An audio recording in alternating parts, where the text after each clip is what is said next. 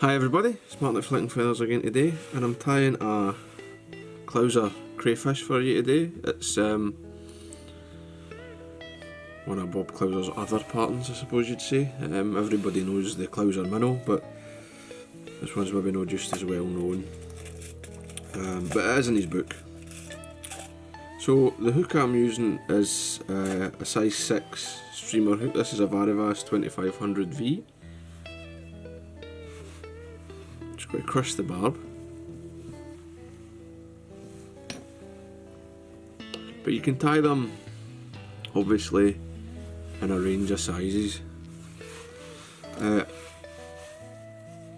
Now I'm using GSP thread. This is Semperfli Nano Silk I'm using because it's just a bit tougher, and because of the way we tie this fly, I think the extra durability is well worth having.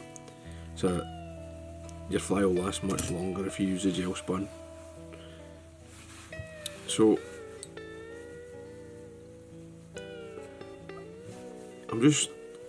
because this is very slick, I'm just making sure I've got a good bed of thread. I've run it up and down, and I've sort of left it in open spirals, which creates small ridges to help grip the tail material of the antenna. So I'm using, it's first thing to tie in some pheasant tail, just a few, I don't know, 8 fibres, something like that, and length of the shank off the back.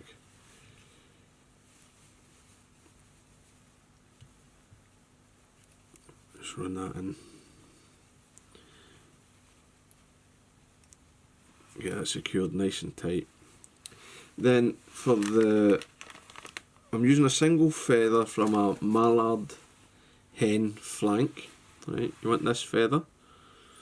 It's not the barred stuff that you might use for dry fly wings. Right, that's not from a hen. It's from a drake. So one feather will do the whole fly, and what you want to do first is expose the tip, right, so I get that nice and even.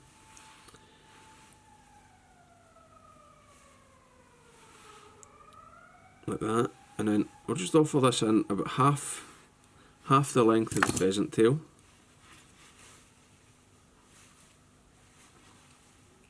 Tie that in, trim the waist away, and keep this, right? Keep the rest of the feather. That's going to be your claws.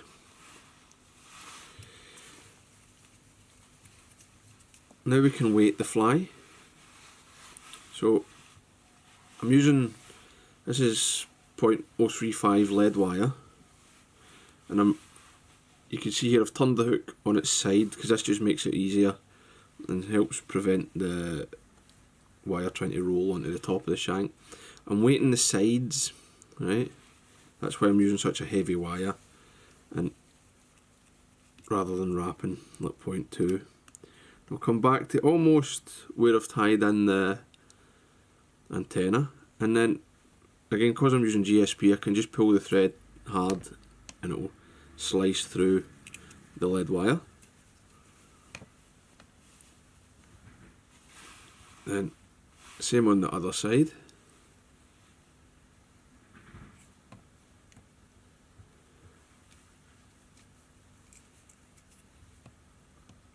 Remember, you want it on the side of the shank.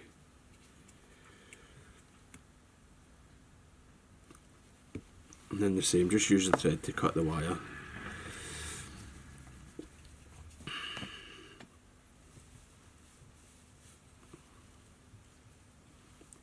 And there, you can see there, I've got a much wider base for tying in now. And at this stage, it's not in Bob Clouser's book, but considering it's gel spun, which is very slick, and just to add a bit of durability anyway, I'm going to super glue over the lead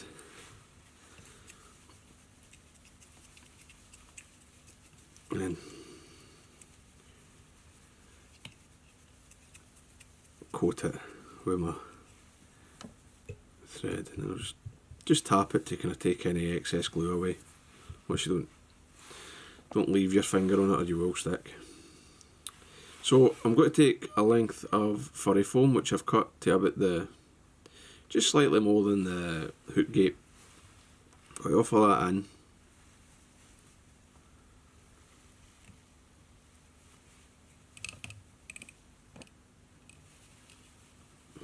Tie it right back toward the tie-in point of the antenna. So that's nice and secure. Then I'm going to take some pale coloured dubbing.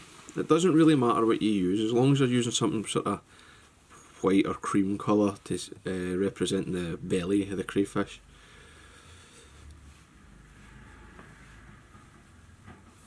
And I'm going to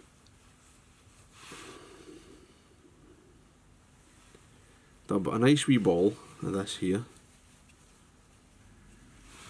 A bit more.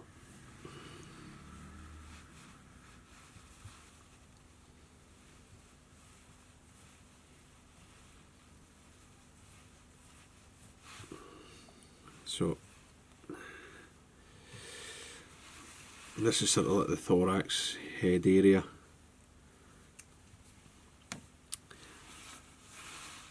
Once you've got that dubbed in, you can come back to your mallard hen feather and have a look. You'll see where the fibres like stop aligning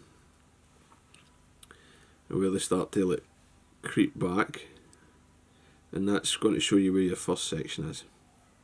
It's quite a good feather.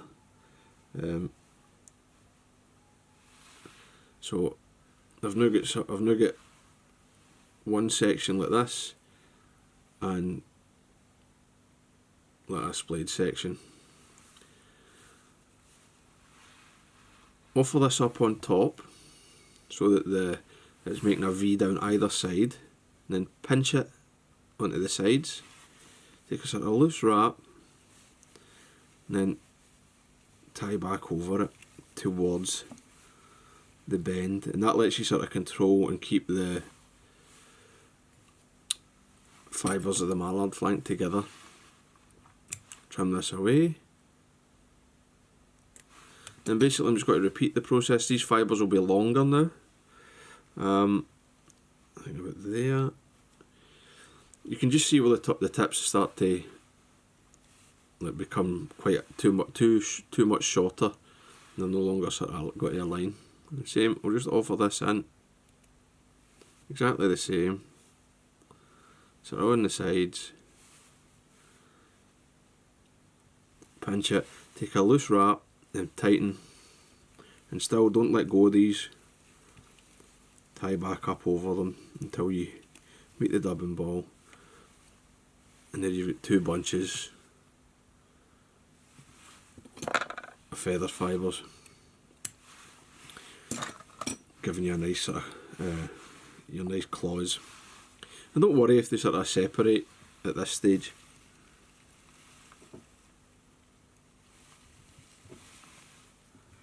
You can always pull them and twist them to get them to sit just right.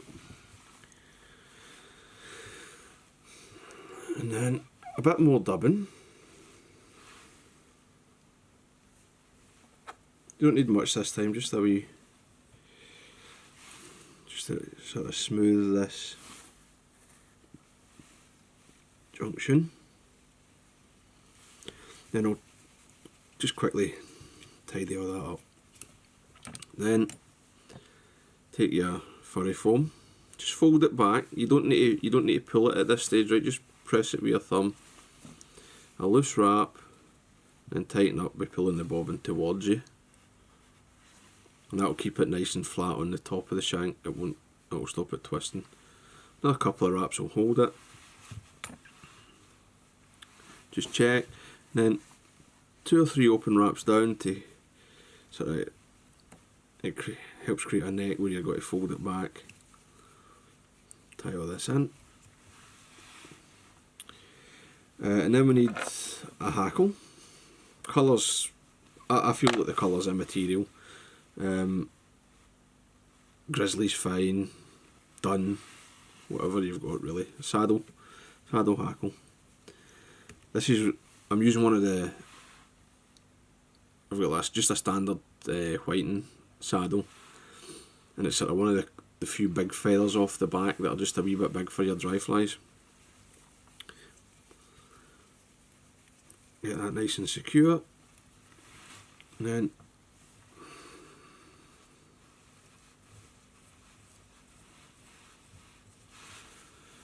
more of the dubbing.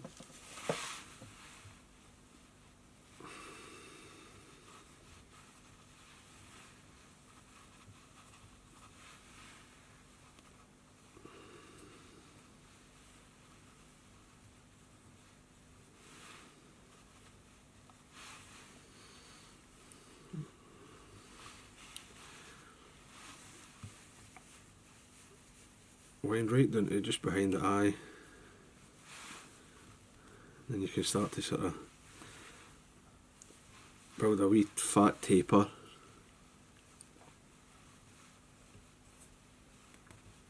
Back towards the head end.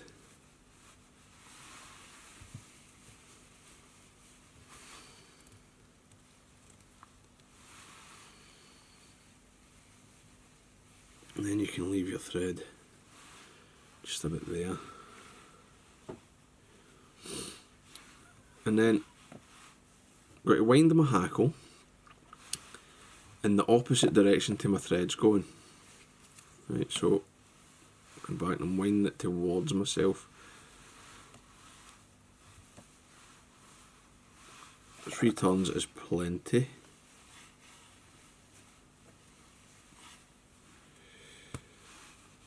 And then clip your hackle plier on and just let that hang. So it's sort of not in your way. Then just let winding a rib through a palmered hackle. I'll come back to where I want my first segment to be.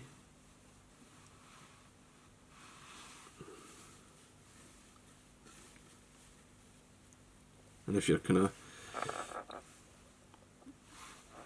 you can just pull your furry foam to make it tighten up until you get the diameter, the width that you want. You can see that I've got it slightly thinner, but you can let the pressure off and just hold it and you'll get a slightly fatter shape. So it's up to you really. I like to encourage a bit of a taper on my way down the shank. Now this is why I like the GSP, because you're just using thread, so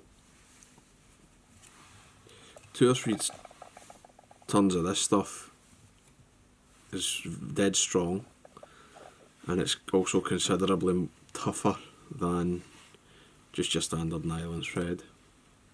I know it's so if you bump the hackle, you can just wind it again, just as long as you leave your hackle pliers on it, it won't completely spring away. Then I'll work my thread forward again. Try not to trap too many hackle fibres to where my next segment's going to be, and then in this one a bit more tension to help keep it tapered.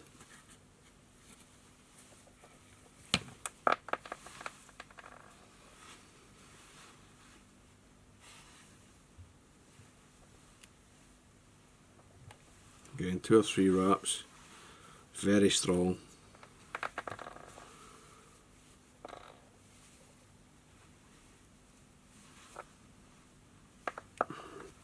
Now at this stage, I've come back to where the hackle stops. I'll just, as long as you keep tensioning your thread, take a couple of wraps over it, you can just snap it, and it's still nice and secure, and your thread's holding it. Again, come over, try not to trap any of these hackle fibres. You will trap some, but you know, minimise it if you can. So come in now and whip finish. I'll whip finish once,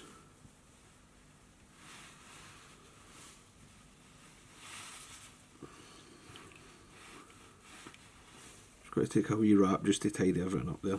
Trapped a few. And I'll come in and whip finish again. Right. I think especially with gel spun thread, 2 whip finishes is a good idea, because it is incredibly slippery. So trim away my thread.